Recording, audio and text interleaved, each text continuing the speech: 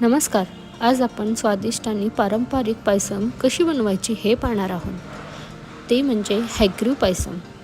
ही दक्षिण भारतातील विशेषतः तमिळनाडू आणि कर्नाटक येथील एक पारंपरिक मिठाई आहे, जो भगवान हॅग्रीव यांना प्रसाद म्हणून अर्पण केला जातो. हा पायसम विशेषतः हॅग्रीव जयंती किंवा श्रावण महिन्यातील पौर्णिमेच्या दिवशी बनवला जातो.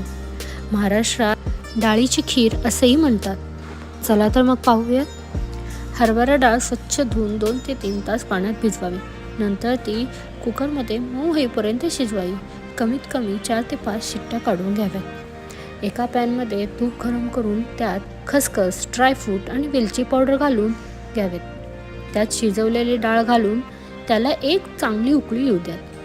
त्यानंतर गूळ घालून घ्या. गोड तुमच्यानुसार घ्या. मी एका वाटीला 1 वाटी गूळ घेतला आहे. त्यानंतर त्यात ओलं खोबरं किंवा ड्राय खोबरंसुद्धा तुम्ही घालू शकता. त्यानंतर ते 5 मिनिट वाफेवर ठेवा.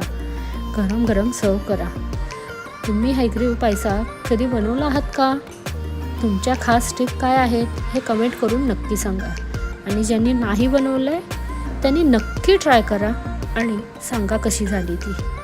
जर व्हिडिओ आवडला असेल तर लाईक करा, शेअर करा आणि सबस्क्राईब करा. आणि नक्की ट्राय करून पहा.